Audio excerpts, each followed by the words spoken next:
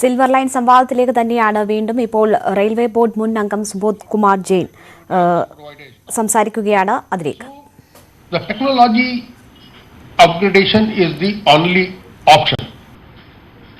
Most of the point which Dr. Menon has said have been discussed at length in the Niti Aayog. In fact, I attended the two meetings for this project in the Niti Aayog, and we have dwelled over that.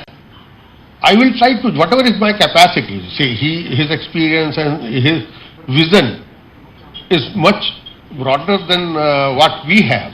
But still, with my limited vision, I will try to address the issues which Dr. Menon has raised. And if I am wrong, kindly excuse me if I say something which is totally off the mark. So, the first and foremost comes the gauge. I have been reading in the newspapers a lot of things being talked about the gauge about this project. Let me tell you, most of that information, although right, but is dated. It was okay 20 years back, it was okay 15 years back, but in the present context that is not okay. 20 years back we did not have standard gauge technology. So it is unfortunate that media is using the word British gauge and Indian gauge. So there is nothing like British gauge and Indian gauge. Now we should talk technical. The standard gauge is all over there and broad gauge is also all over there. 2017, when this report was, DPR was put up, our national policy was, I confine myself to the technical and policy matters. That is only my forte. Our national policy was that metros will be allowed to be built on a standard gauge if they are on PPP basis or they are funded by multinational banks. But Indian Railway will provide everything on broad gauge only. And the best efforts were being done. I'll go on a historical background so that things will become really clear. But in 2017, after these trials of Telgo train, people memory is short, but experts should know this, they should not forget about whatever has been happening. In 2016, we brought in the Telgo and extensive experiments were done for increasing the speed on the broad gauge. Say Delhi, Mumbai, that Telgo firm brought his trains. We were successfully able to run Delhi, Mumbai in 11 hours by this thing. Their Telgo trains were tilting trains, and it was announced that we will make 1,000 coaches in collaboration with Telgo in India. But finally, it was conceded that it is not possible to upgrade the speed on the existing systems, maintaining safety and also maintaining the freight train movement. Although on Delhi Mumbai it was envisaged that freight train, 90% of the freight train will be taken out and they will be taken on the DFCC, dedicated freight corridor. So when it was realized that it is not possible to run these tilting train for that matter is not a concept which is in a regular use anywhere in the world. It is used only as an interim measure. So suppose today, if I make a new corridor, Silver Line corridor, so that will take 5 years time. To build up the traffic on the existing line, we run the tilting train so that people get used to switching over to the train, and then we go for a high speed corridor. Tilting trains have been used only as an interim measure. There are safety issues, and when you have the heavy freight trains, you cannot run the tilting train.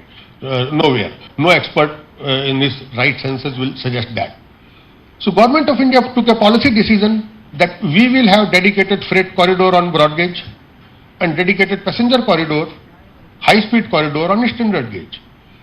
Entire that diamond quadrilateral of high speed trains, it has been surveyed on the standard gauge.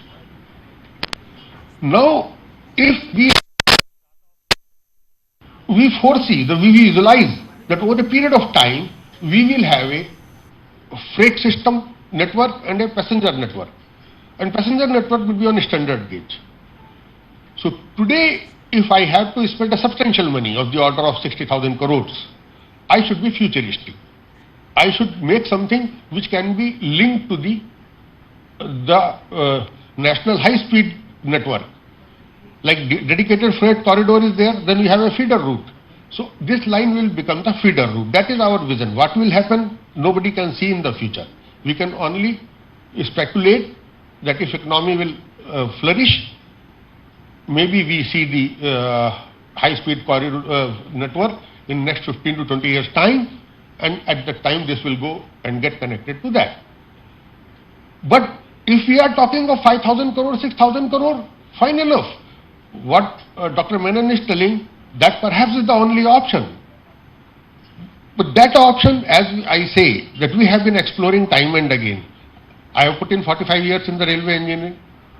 Day one, we were given the target that on Rajdhani route, you have to remove so many speed restrictions. It means so many curves are to be straightened.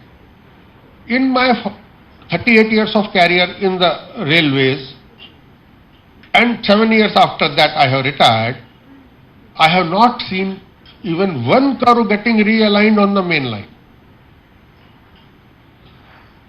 I will like to see the person, the railway expert, who has in his service career realigned a single curve. Why? Technology is there. Will is not there because Indian Railway mindset is we operate the freight trains. My priority is freight trains. Say, I was in Railway Board, doubling project was sanctioned, I was in charge to execute the doubling project, but hardly anything was done during that period. There were two reasons. That was an election year. So the politics played a heavier role than this thing. Kis state ko paisa dena hai, kisko nahi dena hai, that was at that time decided on this thing. We are only servants of the government. But even if the money would have been given, in railway boards, they are competing projects.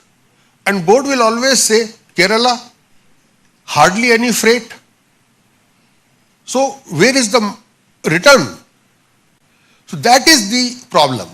The money will always go to the projects where there is immediate freight this thing. Today I was reading in news, in UP, they have cancelled 8 mail express trains to facilitate coal movement because powerhouse coal has to go. Food grain powerhouse coal is as a railway man, my first commitment. Because that cannot go by anything else. Powerhouse coal cannot go by the lorries. So the steel, iron ore, cement, coal,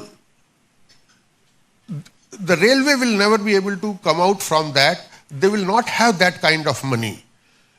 If there is no concept of financial closure, if a project is sanctioned in the general budget, it means if suppose by somehow we are able to get 10,000 crore sanctioned for the upgradation of the existing railway corridors, better signaling, realignment of curve, removal of gradients, it is possible. It is possible. 500 kilometers, it will be more than 10,000 crore. It will not be, but what will happen? First year I may get 1,000 crores. Second year I will not get anything. The people are there. People are there from railways here. They let them tell. Say, I have retired 80 years back, but why doubling is not getting completed? The people are there who are in the audience who can throw some light on that. Because money will not be given, material will not be given. In between, there was an acute shortage of rails. Rails went to the project which were in the almost completion. So these are the issues. Now, since Government of India has taken a decision that standard gauge is acceptable in the Ministry of Railways, then now if we come around and say that Government of India also has taken a wrong decision, so that somehow I feel that I am not that big to challenge the government of the country. after having this thing about the telco, this thing, then it was decided that we will develop our own high-speed train on the broad gauge. We have developed Vande Bharat, which is capable of 160 kmph commercial speed. Now, the second lot of Vande Bharat, this was the trial prototype. Second lot of Vande Bharat, which has been tendered, that is 180 kilometers commercial speed. But if you see the timetable, there was a tender for private operation of passenger trains last year. It has been discharged because of lack of response and this thing. There, it was mandated that train will be Vande Bharat type. But if you see the timetable given for the Vande Bharat type train, the speeds were ranging from 90 kmph to 100 kmph only, the average commercial speed. So this call has to be taken. I am only highlighting what are the issues. It is very good that this kind of, in foreign countries, I have seen this kind of mass consultation for any infrastructure project. But in India, this is the first time I am attending this kind of forum where people are reading the DPR and they are coming up with this thing. So this is not done. So it is very good and it is our duty to bring about the knowledge and this thing. Regarding the, I already covered that doubling and this thing. You tell me what the time I have. So,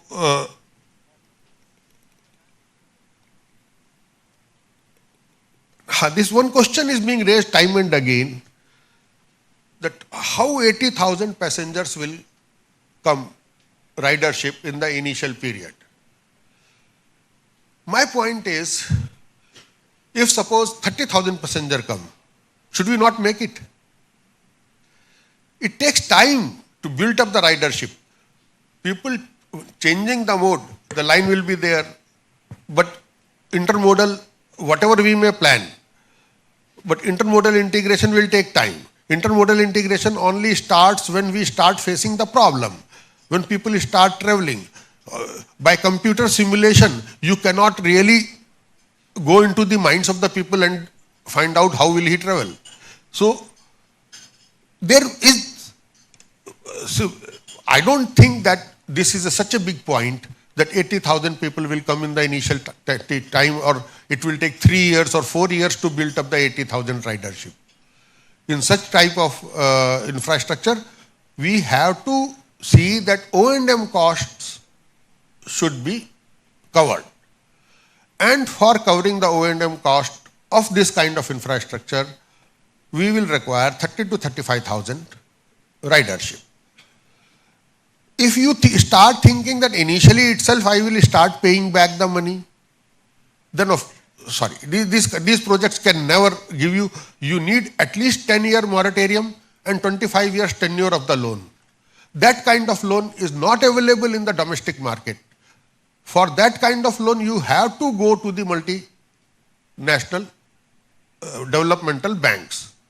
Because in India, all Indian financial instruments are limited to 15 years. Moratorium is not more than 5 years. Number one. Number two, if Ministry of Railway sanctions you the project, if you don't borrow the money, then Ministry of Railway does not have the capacity now. And they borrow the money from LIC and all, through IRFC bonds, where the cost of money is 8.5%.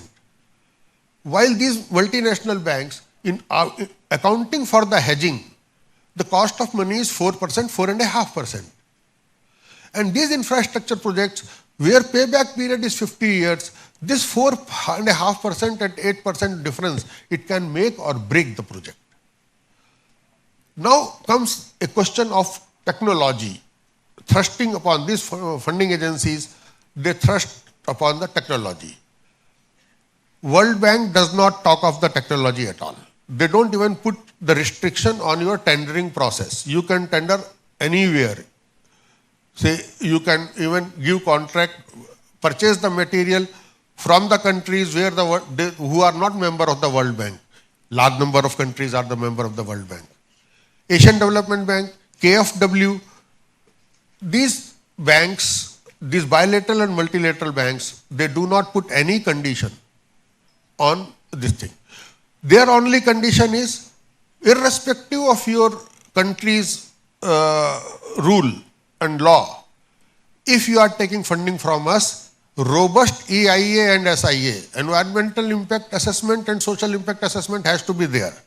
So in that regard, I think Dr. Menon should support that we should go for multilateral funding, because if it is a railway funding, I can tell you, no EIA, no SIA, whether project is done or not. In your doubling project, when we acquire the land, do we do any SIA? No, we don't do, because I am exempt. If I am doing the project from railways money, I am exempt. So multilateral bank, only JICA has been insisting upon the step loan. JICA in DFCC, second Western DFCC, they insisted that rails will be procured from Japan and rolling stock should be procured from Japan. Finally, we said, we will procure from Japan, but you will have to match the price. They could not match the price and they have relaxed the condition. In Mumbai, Ahmedabad also, JICA is relaxing the condition of Japanese technology and Japanese import substantially, not completely. But now, new loans, even JICA is agreeing totally unconditional. Because nobody will take their money, and their money is not earning anything when it is lying in their own country. So, I think now we have grown out of this thing that money is money. If I am getting it a cheaper thing without any conditionality, and EIA, SIA is, I don't consider it as a conditionality. These are desirable things. So that is, I said this thing. I think I have taken my time. I'll come back if you require anything more. Thank you very much. Make in India, that standard gauge, which we said, gauge per se does not make difference in cost now. 20 years back it made. Because 20 years back, we had to import the rail, we had to import the pads. Today, if you do standard gauge or broad gauge for the same speed, it will cost the same. It is because I am upgrading the speed, so I have to import the rolling stock. That is why Make in India is costly. If I have to run, I am sure that 180 km, 200 kmph, if Vande Bharat comes on the broad gauge, same Vande Bharat will be possible to be converted in standard gauge also. Gauge per se doesn't add to the cost. Making viaduct adds to the cost. Making ballastless track adds to the cost. But gauge per se doesn't make a difference in the cost. Gauge gives me a flexibility in the sense that I can deploy the leased rolling stock. I don't have to buy the rolling stock. Say, traffic is very flexible. When we buy so many trains. Hyderabad Metro, they bought 49 trains, and finally government changed and their scope was curtailed. They could not deploy initially. So these are the things. We can buy some basic rolling stock and then we can augment it by the lease. These are complicated matters which can be decided this way or that way. It does not affect the viability of the Silver Line project. So that is, thank you very much for listening to me. Thank you very much. Thank you, sir, for your very insightful observations and also painting the macro picture on the project and its feasibility or viability. As a one quick response on, there is a growing doubt or misgiving. Subodh Kumar Jain railway board മുൻ അംഗം അദ്ദേഹത്തിന്റെ വാദങ്ങൾ ഉന്നയിച്ചിരിക്കുകയാണ്. Standard gauge എന്തുകൊണ്ട് എന്നതായിരുന്നു RVG മേനോന്റെ പ്രധാനപ്പെട്ട ചോദ്യം. അതിന് അദ്ദേഹം മറുപടി പറഞ്ഞിരിക്കുന്നു. ദീർഘദൂര യാത്രയ്ക്ക് സുരക്ഷിതമായത് സ്റ്റാൻഡേർഡ് ഗേജ് എന്നാണ് അദ്ദേഹം പറയുന്നത്.